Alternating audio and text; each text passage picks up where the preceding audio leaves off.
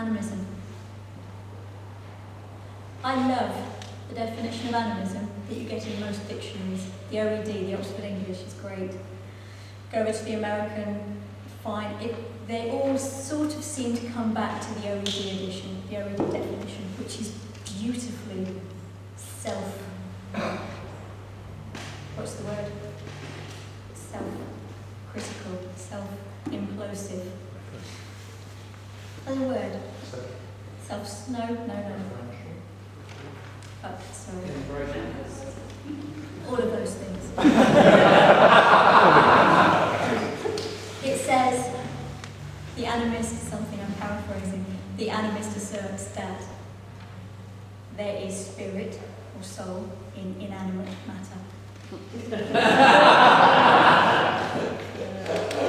Ergo, what a twat.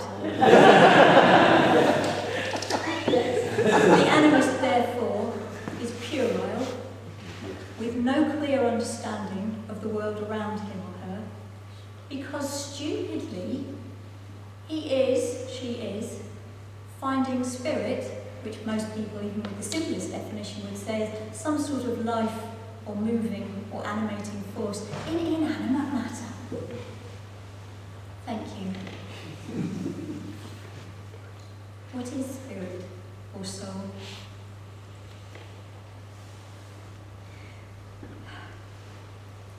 It's not surprising that animists are ridiculed. When I entered Druidry, came into Druidry 25 years ago or so, Druidry was ridiculed. Do you know? We were a laughing stock, weren't we? The newspapers would call us for, not scandal, they'd call the witches for the scandal. They'd call the Druids for the silly pictures of English eccentrics doing the sort of thing that no sensible, decent person would do in their right mind. I didn't join Druidry to be different. I didn't become a Druid because I thought it would be cool to be something outside of society. I don't want to be ridiculed by society as something odd. I'm quite happy to sit in the middle of society and express my beliefs. So a lot of the first 15 years of my work in Druidry was about countering that ridicule. And a lot of that was about making a fool out of myself in order to show our culture what Druids look like, who we are, how we are. Yes, and I may put myself in dreadful situations, but the image of the Druid now is accepted. We're not ridiculed. Animists. What do you say to someone when you ask them when they ask what your beliefs are? Well, I'm a Druid. We honour nature. You know, you're an animist. Nah. You see, animists live in the jungles of Southeast Asia or Central America. They're primitive people. Because animism is a primitive religion. Because it's self-contradictory, it's ridiculous. And you think that stones talk and trees walk about at night and there are ghosts in vegetables.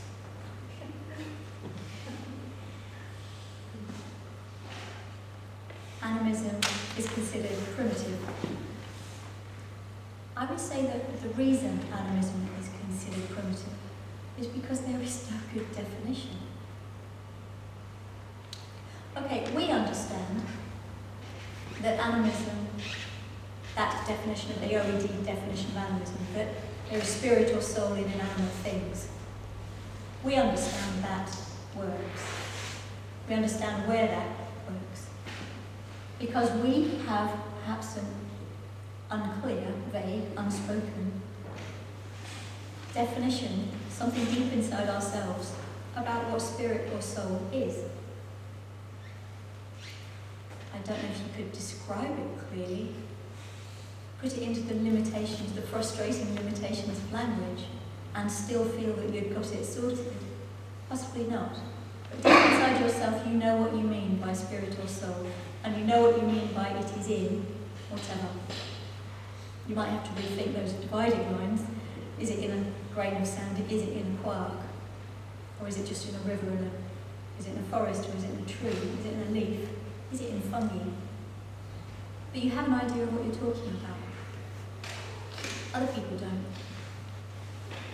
Because if it translates from another religion, then your soul, in a stone, is the immortal, separable soul that goes to heaven. Or something else from some other religious definition. Some quality to the animist, some quality exists within nature that the non-animist believes is not there. That's about as clear as I can get. Some quality is in nature that the non-animist believes is not there. But until we define exactly what that quality is, we have no definition of animism whatsoever. It is totally meaningless. And being meaningless, it's valueless. And valueless, it imparts no value and guides us without value. We need to work out what we mean by that quality. We need to define it and we need to locate it. Why? Well, that's essentially what I've done in this book. I've said, all right, what is soul? What is spirit? What is dualism? What is matter? And what is mind and consciousness? And what if actually it isn't a mind-matter divide? What if there is something that mind and matter is a part of? What could that be? And where would that come from? And what implications would there be about the way that we live if that were so? And this is the important thing, I think.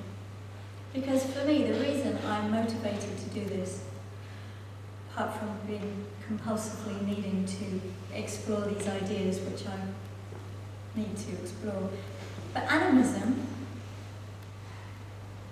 defines the subject and the object in our world. To the animist, perhaps, nothing is just an object. An object is a thing, something that's done to, but has no interiority, it has no experience, it has no ability to experience the world around it or itself. It's just a thing. That, then the animist, on that basis, the animist threatens Western culture, our consumerist capitalist culture, more than any other idea. Because the animist said there are no things. A thing can be used. A subject, something that experiences, you must be respected. You must have consideration for that subject because it experiences its world.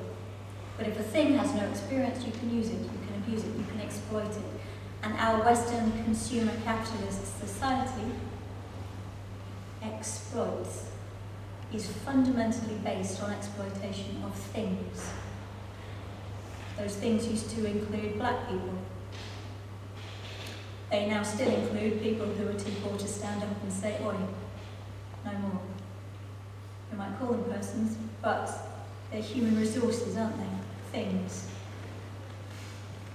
It includes every animal in the animal industry is an it. It includes the vegetable, plant, forest, woodland, fungi, community completely. Things. This is why it's exciting to me. May not be to you, you may think I'm just weird. But I like the idea that it's so dangerous. But actually, the animists amongst us pagans, if we really hone our definition of animism, We put something out that stands up rationally against other worldviews, right the way down to the basis of its metaphysics. If we can do that, and sit beside Christianity, I mean, forgive me, the Christians in this room, I'm not talking about mystical thinking Christianity, I'm talking about church bollocks. If we can stand up against the rationalization or belief systems like Christianity, like exploitative Christianity, like exploitative materialism, then we have a hope of changing this world. We have a hope of being heard. But perhaps even more importantly, we have a hope of deconstructing, finding and deconstructing all the silly little niggling, self-sabotaging assumptions that we hold in our own soul, so that we start behaving better ourselves, more wakefully in everything that we do, in every decision that we make.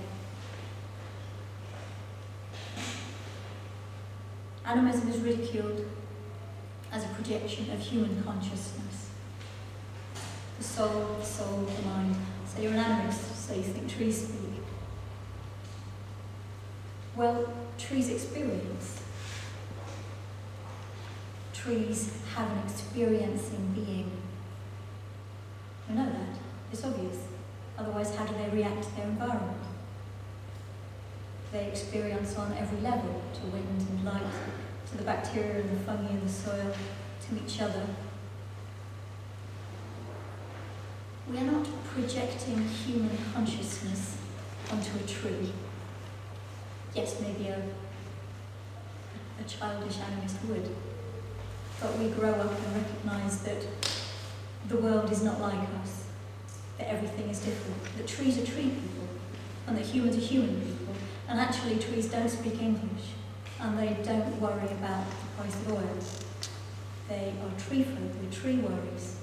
They're different from human folk who worry about silly human things. But without a definition of that quality that makes animism, of course people will assume that all we're talking about is projection of human consciousness.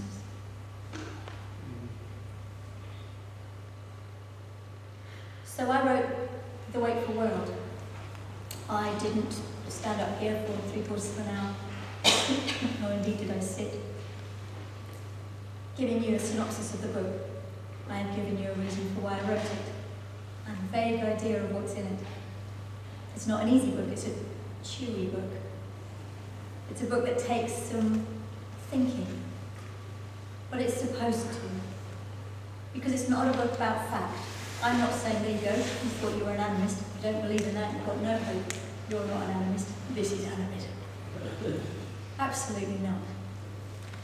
I'm saying that, for me, I think animism as a theory, as a belief system, as a worldview, is extraordinarily powerful at this time when we need to change.